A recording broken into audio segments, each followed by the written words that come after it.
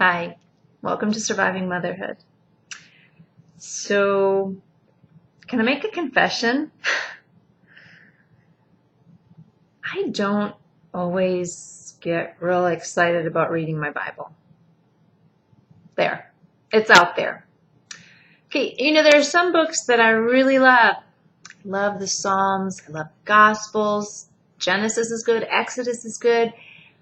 But while I'm on this read through the Bible thing now, and I just finished Leviticus, really proud of myself for sticking through all those laws. They can get kind of boring. But today I started Numbers. I'm not kidding. When I sat down and I picked up my Bible and I held it on my lap and I just prayed,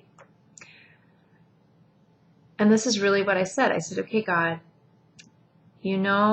I think this book is kind of boring. He knows, I might as well be honest with him, right? So I said, God, you know that I think this book is kind of boring, but will you speak to me anyway?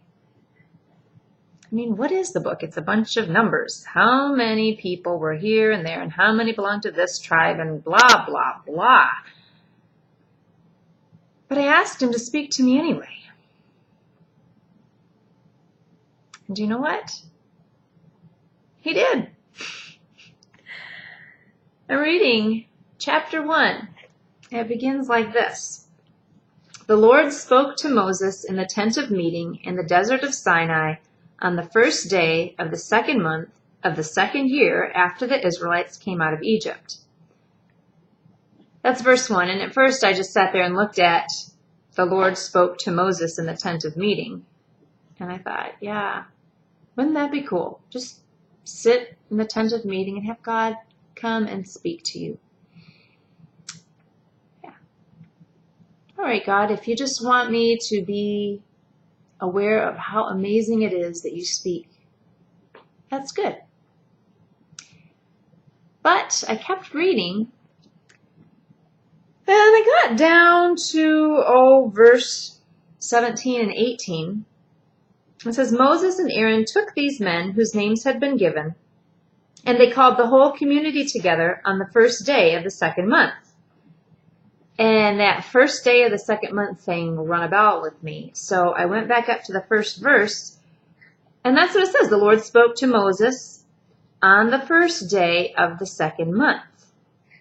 And it says down here, Moses and Aaron responded on the first day of the second month. That seems to me like a pretty quick response. God spoke, and they did it. And that's when I felt God speaking to my heart. How often do I sense God speaking to me, to nudge me a certain way or to convict me of something? How often does God speak? And I don't respond right away. Guessing I'm not the only one who does that. Do you do that too sometimes? You hear the Lord speaking and you start to think, but I don't want to do that. That's not comfortable. This would be better, whatever your argument is. Have you been there too?